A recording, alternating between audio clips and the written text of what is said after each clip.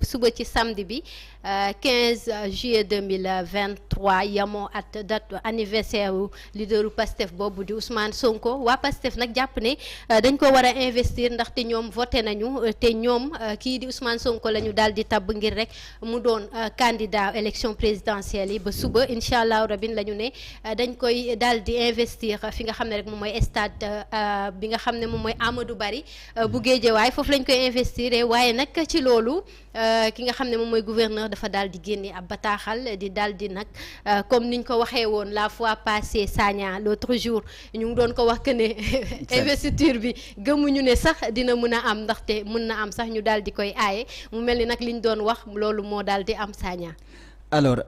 loolu bettuma parce que depuis un certain temps wax naa le parti Pastef bépp activité boo xamante ni ñu ngi koy organiser l'état dina def le tout ba daal ko interdire à condition que ñu def manifestation wala ñu def seen rassemblement seen biir chambre mais bu fekkente ni dañuy daal di génne dans le cadre de ça duñu leen ko autoriser ñu ko doon wax nag on avait aucun document à brandir di ko wax mais suite analyse politique lañ daan def rek di xool te loolu bettuñu waaye nag boo xoolee les décisions qui sont prises par l'autorité administrative l'autorité administrative cette fois-ci souvent dañuy jël bu ñu jëlee seeni décision dañuy daan vu dañuy def les visas maintenant fii nag dañoo dem doo xamante ni moom moo di argumentaire la ñuy def argumentaire dugal seen opinion ak seen xalaat loolu la ñuy daal di anticiper dugal nga xamante ni moom moo di non bii commentaire la parce que mën nañ ko lire de am na troisième paragraphe quatrième. Or, répondant à un appel à manifester du même responsable politique, au début du mois de juin 2023, des individus s'étaient attaqués à des biens publics et privés, des commerces et d'autres installations dont le seul tort des propriétaires était de chercher à gagner leur vie à la sueur de leur front à travers des investissements consentis. Xam nga fii nii ba léegi ñoom ñu ngi ci dynamique di naan manifestation amoon na fii nit ñi ñàkk nañu fi seen bien mais bu fekkee dañuy jël mettre l'accent yoo xamante ni ay manifestation lañu mais lan moo tax mënuñoo jël accent ñoo xamante ni tamit ñàkk nañu seen bakkan est-ce que bien moo gën a valeureux que la vie humaine léegi boo xoolee loolu lii seen commentaire la ñu ne encore aujourd'hui que le calme est revenu des indices font croire que ces rassemblements constituent de réels risques de troubles à l'ordre public ñii fan la ñu war a def seen i meeting d'investiture ñu ne stade boo xamante ni c'est un milieu fermé baarew ñu benn oto di naan non ñii def nañ seen meeting ci biir stade mun ñoo dem mun ñoo dikk kon dans ce cas de figure mun nañ ne y aura aucune manifestation à l'intérieur des stades parce que stade bu ñu fa defee manifestation benn kenn du dem kenn du dikk day indi trouble à l'ordre public stade moo gën a yomb encadrer manifestation maintenant ñoom defuñu manifestation foo xamante ni moom moo di Pikine defuñu loo xamante ni moom moo di rassemblement un peu partout mais est-ce que loolu tere na ñu ne non fii y a risque réel à l'ordre public semaine bu ñu génne est-ce que amul ay politiciens ñoo xamante ni ay hommes politiques wala ay candidats ñoo xamante ni dañoo déclarer seen i candidature def ko investiture est-ce que loolu tere na état ñu ne y a risque de trouble à l'ordre public démb Jean-Baptiste boo xamante ni moom moo nekk maire de Grand Dakar deful rassemblement dans son quartier est-ce que wax nañu ni y a risque de trouble à l'ordre public ba léegi ñun man gisuguma ko na peut-être mën na am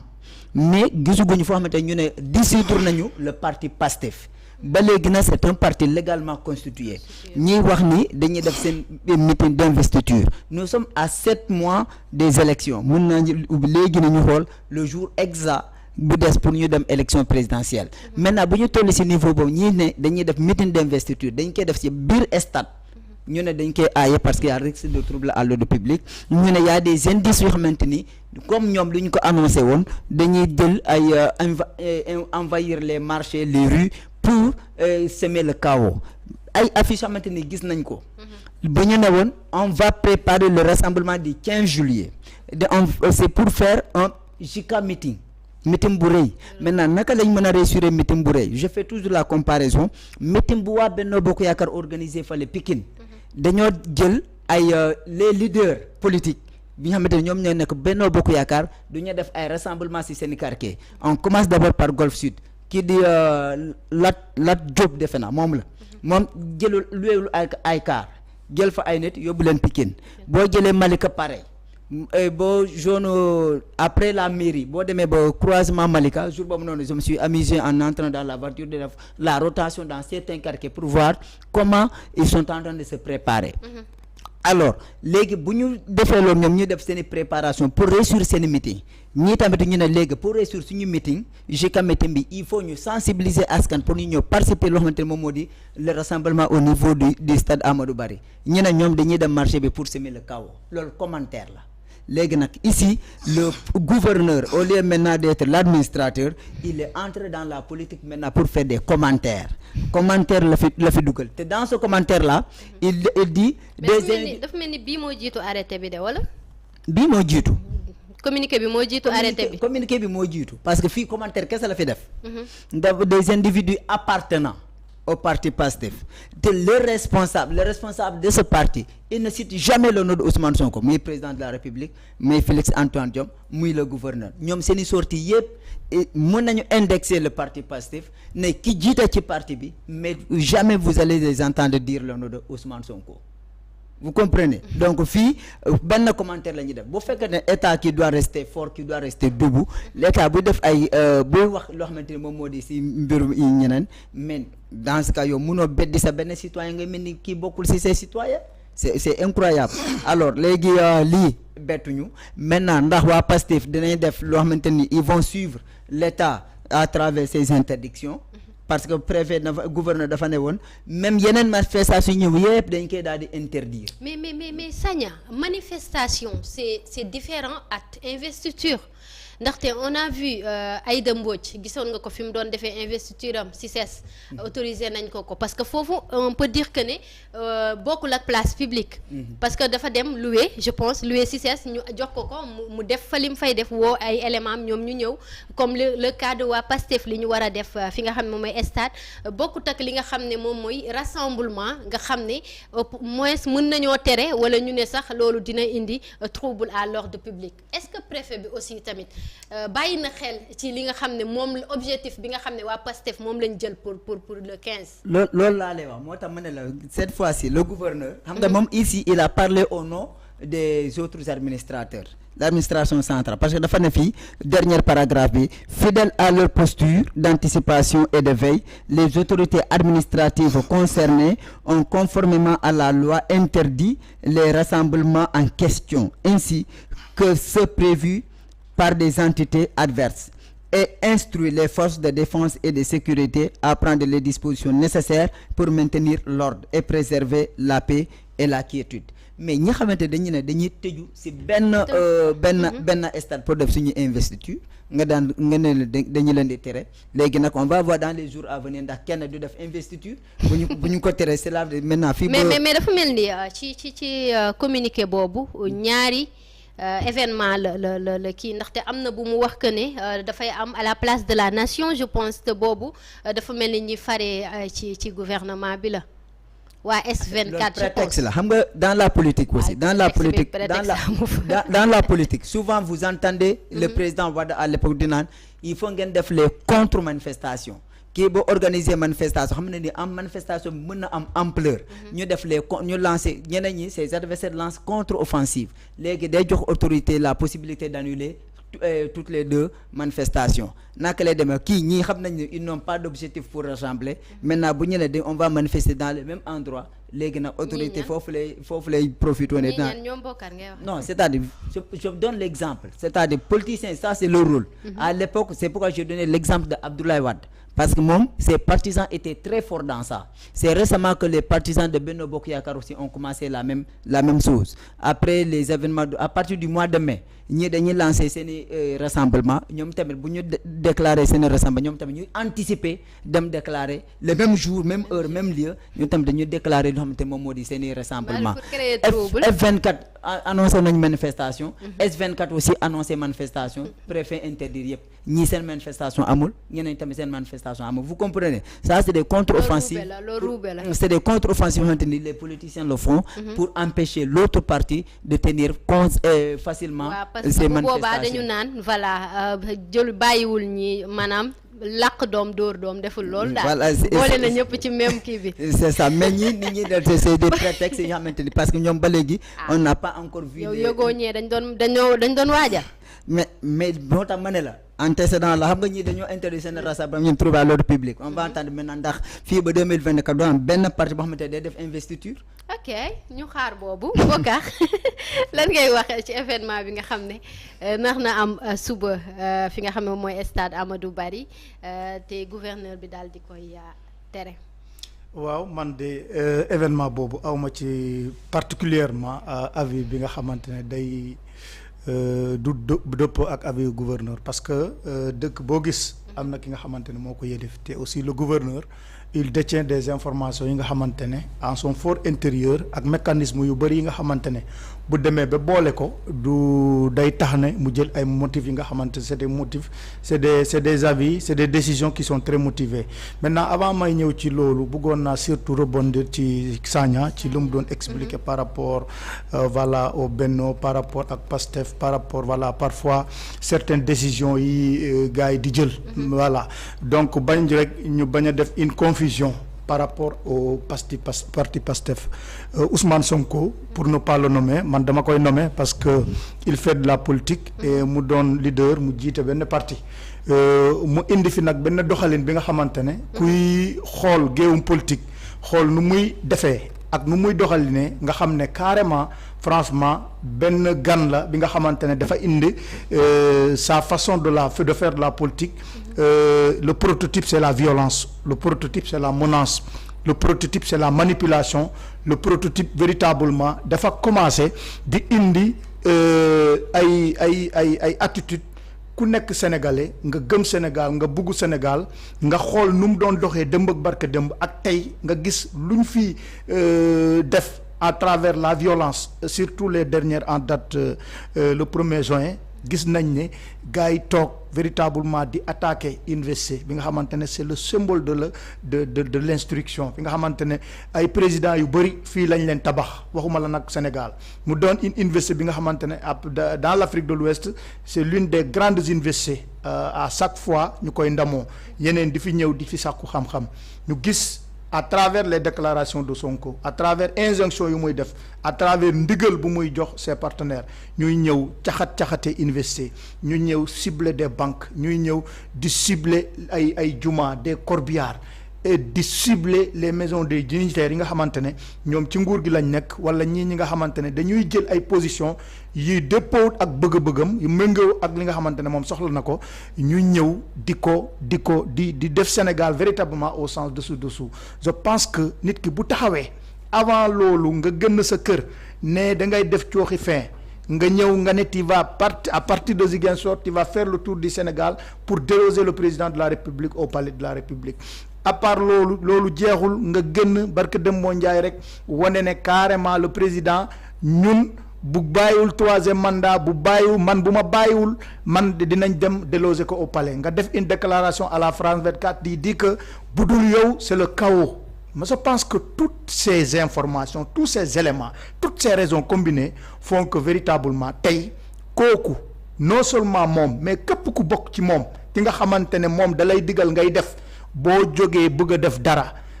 état à travers ses services déconcentrés ñu ñëw le gouverneur en région il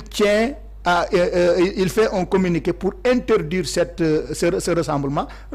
boobu wax na ko léegi ñoom ñu ngi def. bëgg ko def du rassemblement giga meeting la. non meeting la rek c'est de la politique c'est ce qu'ils font. mais ku nekk am na droit def sa investiture ñun aussi am nañ droit def suñu bos lu tax ñu interdire ñu ko. mais seen bos fësul seen bos moom kenn yëgu ko moom seen bos yëgu ma ko de. am na ñi nga xamante ne lu ñu bëgg a dégg la ñuy dégg ñun ci suñ parti ñun on a ne makan ñaata yoon ñu ngi def ay rassemble kii ay demande ñu koy interdire. ñaata yoon ñoom Sonko ñu ngi def nañ Keur Massar def nañ Parcelles de partout on leur a autorisé de le faire. mais donc pourquoi aussi beneen raison. Bien sûr que oui nous sommes des légalistes te tey Sénégal ñun moom moo nekk ci kawul ñëpp président barke démb la ko wone mu def genn une sortie wane ne véritablement malgré tout donte am na sañ-sañ bokk donte véritablement ay nitam toog nañ di ko investir partout à travers le Sénégal à travers les régions à travers les départements mais le Sénégal moom est au-dessus de lui donc kooku dafa am une grandeur kooku dafa c'est un patriote bi nga xamante ne dara yittelu ko lu dul luy baaxal Sénégal luy doxal Sénégal particulièrement véritablement à l'investiture déjà l'investiture c'est une provocation yow ki nga xamante ne yow dañ laa condamné ñu génnee la ci géew bi bokkoo ci course bi comment est-ce que bien vrai que gouverneur du dugg ci yooyu déglu rek moo la gouverneur du dugg ci yooyu gouverneur va pas s'immiscer dans ses affaires politiques il ne fait que donner des avis mu motiver ay avis am maintenant par rapport si bu ñu amee un commentaire politique à faire c'est que waa PASTEF dañoo nekk ci sabotage dañoo nekk ci provocation dañoo nekk dans leur logique de rendre ce pays ingouvernable dans leur logique de pousser les gens à l'insurrection dans leur logique de pousser le pays à une instabilité chronique ñoom ci loolu lañ nekk maintenant nag bu fekkente ne yow ñii xam nañ ci lu ñu nekk ak aussi à leur avec des raisons qu'ils ne pourraient pas véritablement rendre explicite à travers leur communiqué gouverneur xam na li xew gouverneur am na ay information yu mu am na lu nga xamante ne lii moo tax mu motiver lii ak lii ak lii mu ne lii du def te man je suis parfaitement non loolu laa la wax investiture li nga xamante ne c'est de la politique. mais sénégalais yi ñoo bëgg Ousmane Sonko te ñoo ko jox bopp. ñoom tamit ñoo bëgg mu doon candidat boo waxee sénégalais yi nga yàq wax ji. mais sénégalais yi la ñuy man sénégalais laa. assemblée nationale ay sénégalais ñoo fa ne te day bu ñuy tànn sénégalais yi bu ñu leen di mesurer dañ leen di mesurer au niveau de l'assemblée nationale la représentation du peuple tey coalition Benno Bokk Yaakaar moo fa am majorité donc booy wax ne sénégalais yi kañ lañ àndal sénégalais yi la coalition Benno Bokk Yaakaar lañ àndal sénégalais yi Macky Sall lañ àndal sénégalais yi Macky Sall lañ voté moom xanaa bu bees la non lu beesul assemblée nationale nous sommes majoritaires à l'assemblée nationale donc lépp li nga xamante dañ fay def on le fait ensemble là-bas on a eu 1,5 million voix nekkatoo leen majorité comment est-ce que nekkatuñ majorité ndax ngay nekkee majorité bañ a nekkaat majorité man je ne comprends pas yow déglu rek moo wax la ñoom ñu doon nekk majorité à l'Assemblée nationale le fait que nga ne sénégalais yi ñu ngi leen di topp loolu mën nañu ne ñun gisuñu ko parce que li am on a vu les réalités yi nga xam ne am na fi Ousmane Sonko bu fekkente ne réalité yow ba nga koy mesurer par rapport ak non manifestation am non déglu rek moo la terewuñ Ousmane Sonko encore une fois tax terewoo leen Aïda Mbodj bi mu bëggee def investiture am quand il dit nous gouverneur sax yaa ngi koy politiqueloo donc te gouverneur il est en deçà de la politique il est au-dessus de la mêlée non damaa bëgg bañ ko gisee lépp lu mu génnee da koy motiver loo génnee décision nga ne la décision tu ne vas pas la motiver maintenant il a ses informations il a ses raisons c'est à travers les raisons qu'il décline genre communiqué bi c'est la première fois man ma koy gis ndaxte en général arrêté la ñuy génnee wax li ñuy wax mais mu mel ni ku nekk di dissertation bu fekkente ne c'est ce qui va rendre crédible l'information il va le donner il a ses mécanismes il a sa façon mais quelle information le fait que benn sénégalais comme tout le monde ne dafa bëgg def li nga xam ne moom mooy investiture non c'est pas comme tout le monde d'accord ma c'est un sénégalais comme tout le monde Diouf Nafi xam nga lu tax d'accord ma ci ki nga xamante ne bés boo génnee da ngay saaga président ki nga xamante ne bés boo génnee da ngay saaga les forces de l'ordre saaga les juges les réduire à néant nga ñëw toog nga ne lu la neex ngay def bu dul man du keneen bu dul man ce serait le chaos léegi rek est-ce que mën nga ma tontu ci foofu Bokar lenn moo ma jaaxal depuis tout à l'heure yaa ngi koy wax koo xam ne bu génnee di saaga même les magistrats di saaga ku ko neex donc avec ça kooku ba tey mi ngi këram ba tey justice deful liggéeyam ci par rapport ak moom non gisuñu ko parce que actuellement mi ngi këram on l'a condamné à 2 ans de prison et il est dëgg rek moo wax la li ñuy wax du yow yaa koy dindi du keneen moo koy dindi ça c'est les textes qui nous régissent et que déglu rek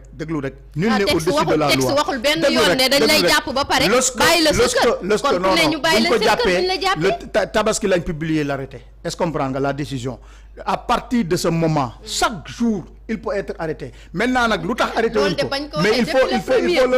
faut loolu laa lay wax rek loolu laa lay wax maintenant depuis lors c'est ce que j'ai dit et c'est ce que j'ai répété également à tout moment il peut être arrêté mais yàgg na le temps c'est le temps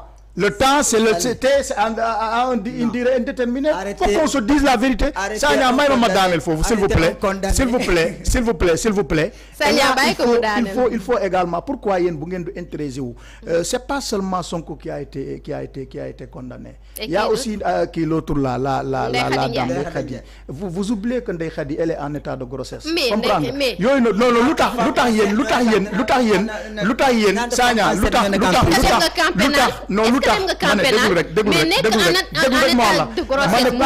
non j'ai pas dit que ça la disculpe waxuma loolu mais dama ne pourquoi yéen vous vous introsez toujours sur le cas de Sonko te bu fekkente ne nee nañ la décision bi génn na déglu rek décision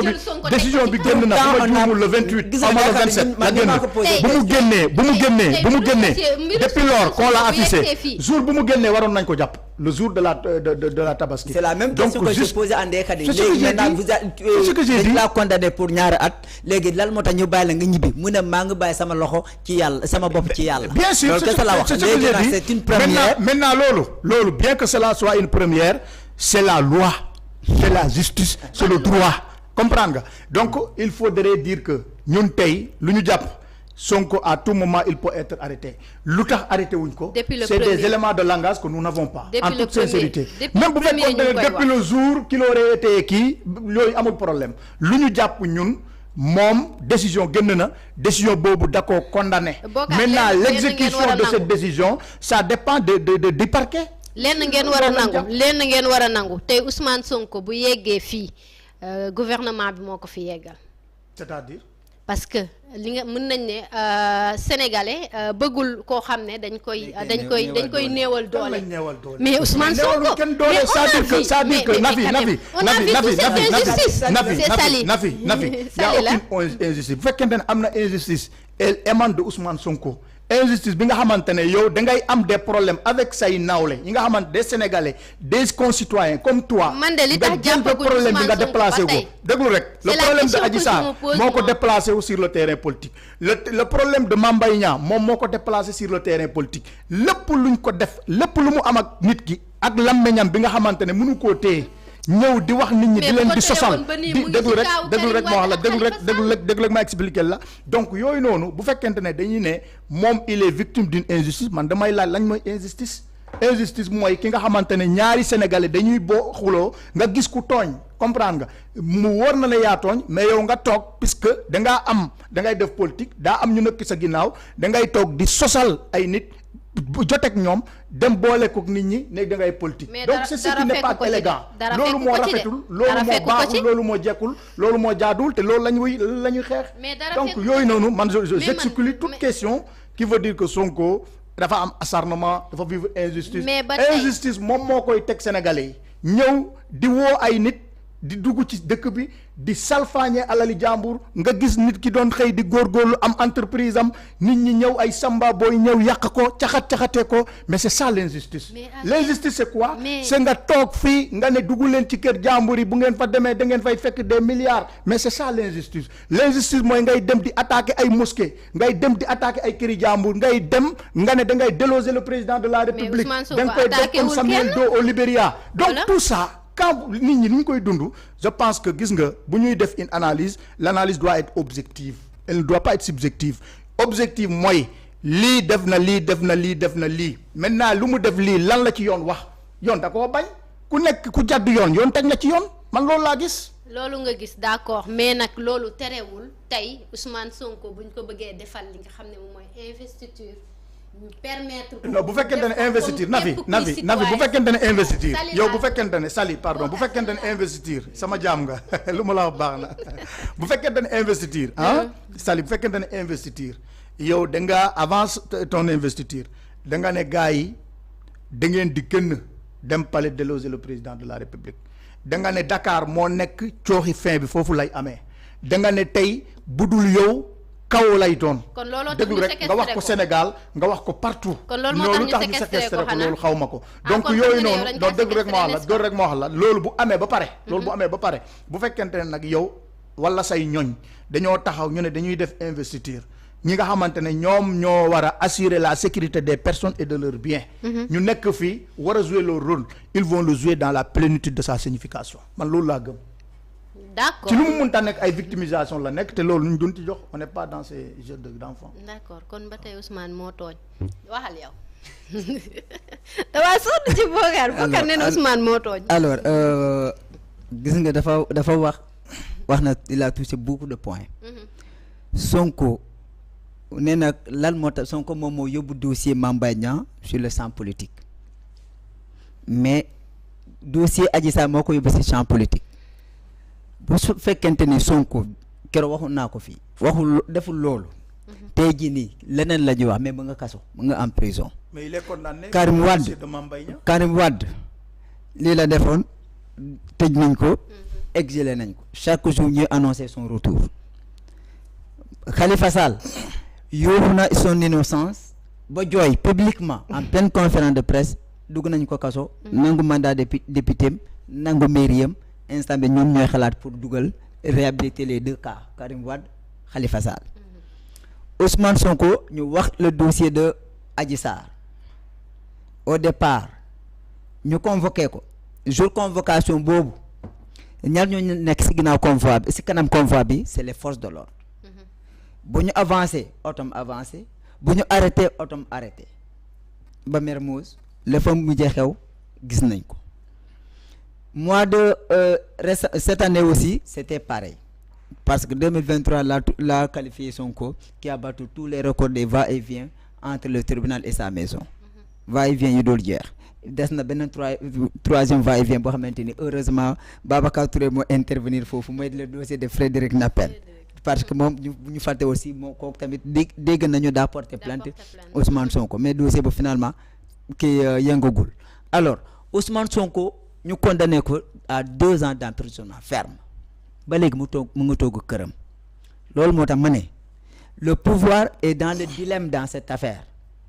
jamono ji man de lan la naa la doon xaar peut-être après les examens xam nga dañoo ne woon examen baccalauréat Ousmane Sonko condamné maintenant l'État est entre le couteau et le marteau condamné Ousmane Sonko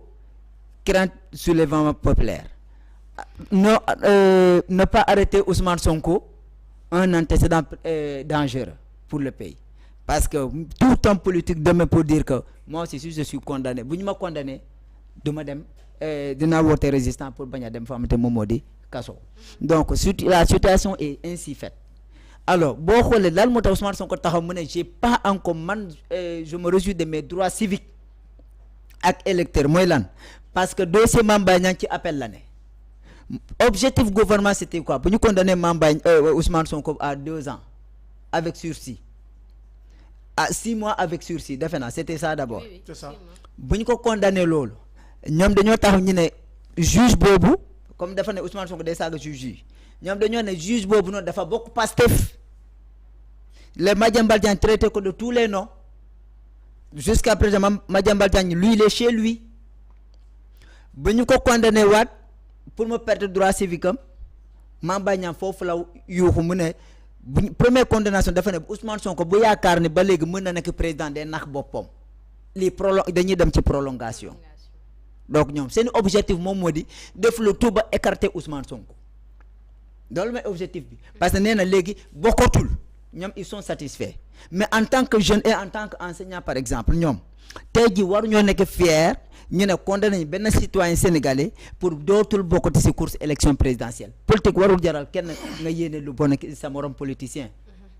loolu gis nañu loolu la ñu wax ni man foofu laa gis ne man à l'heure actuelle la politique au Sénégal au lieu que ñu renforcer les liens entre les citoyens sénégalais dañoo ñëw ci affaire mbirum Ousmane Sonko et le pouvoir dafa mujj nekk benn lien tendu de telle sorte que nit ñi waxatuñu loo xamante ne adversité mais dañoo dem ba champ ennemi ku nekk bañ sa morom foofu ngay gis ni sénégalais di ñàkk bakkanam ñeneen ñi di taxaw di tàccu ñu ne ñoom ñoo ko tey ñoom ñoo yóbbu seen bopp ci manifestation yi te loolu warul mën a am alors suba manifestation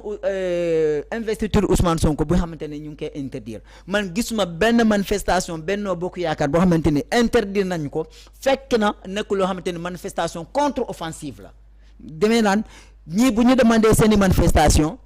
yéen boo leen ko yëgee yéen tamit dem leen ngeen demandé manifestation même jour même lieu ba ñun ñii bu ñu doon déclarer la marche pour la libération de Pape Alé Niang à l'époque première date bu ñu waxoon dañoo fekk ne ñu ne ñoom def nañ seen déclaration de manifestation te déclaration de manifestation ñun place de l'Obélisque la ñu jëloon dañu bëggoon jël ñoom ñi dem jiituñu dem ci place de l'Obélisque dem annonce parce que ñun dañoo def conférence point de presse ba pare annoncé ne dañuy def rassemblement pour la libération de Pape Alé Niang bu ñu annoncé loolu suñu point de presse laataa ñun ñu dem déposer rek fekk na ñoom déposé nañ ñu mujj tëb bàyyi jour boobu noonu vendredi boobu par la suite ñoom vendredi boobu ñun dem nañ fa la place de l'Obélisque y avait rien ñoom manifestant ñu doonte autorisé nañ leen ñun il a fallu que ñun ñu changer après l'itinéraire ñu jël beneen jour loolu moo ñu pousse ñu jël fale école normale ba rond-point Jet d'eau donc ñii à part seen manifestation boo xamante ni contre offensive la c'est-à-dire organiser manifestation c'est-à-dire bu woote manifestation bi ne nit ñi ñu bëri dinañ ko wuy si donc il faut ñu def le tout ba ñu créer les conditions yoo xamante ni dinañ interdire sa manifestation maintenant homme politique opposant yi xamante ni saa bu ñu demee bugg a def seeni manifestation jéggi askan wi ñu leen di buntu xatal ñoom dañuy daal di arrêter mais bu fekkee ne ñoom la ils font des rassemblements partout tere nañu rassemblement à la cité Keur Gorgui le ministre de la jeunesse defuloon rassemblement à la cité Keur Gorgui avec sans autorisation Abdoulaye Seydou Sow deful rassemblement fële Kaffrine Bougane Gueye Dany gazé wu ñu ko foog ne mu ñibbi si Dakar ainsi de suite Ousmane Sonko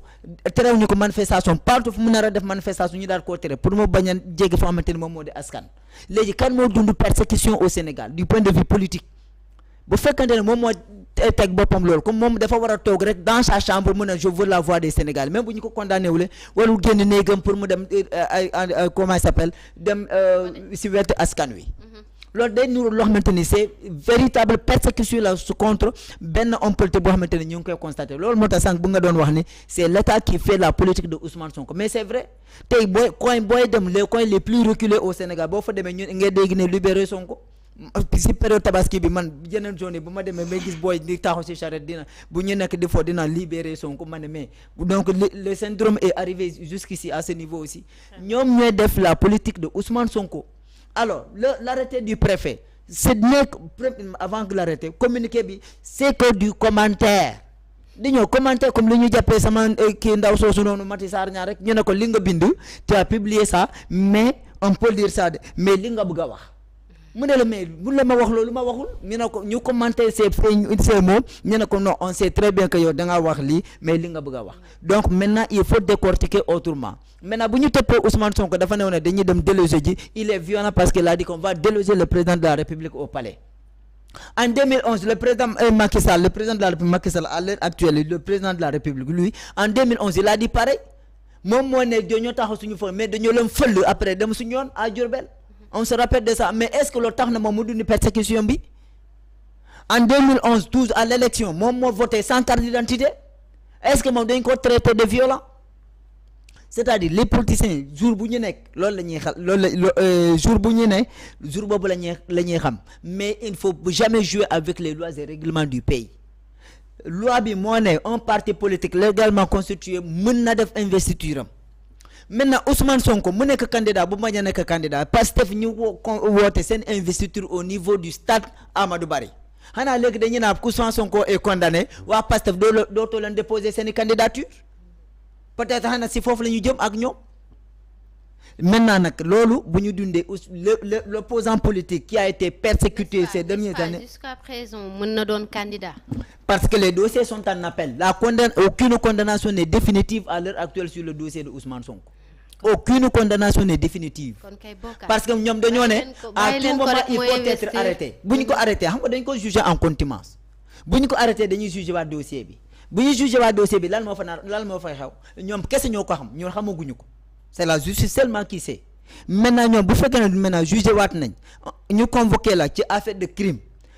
topp la ci affaire de crime ñu délibération bi décision bi génne condamnation bi nekkul condamnation criminelle mais condamnation correctionnelle est-ce que loolu war na mën a tax léegi au couteau coûte ñu ne nit ki waroo génn ces militants war ñu organiser benn manifestation parce que nous vous savez très bien que vous et moi ñun saa bu ñu ne lii dee am rek on se donne les moyens nuit et jour nekk sur le terrain pour observer tout ce qui va se passer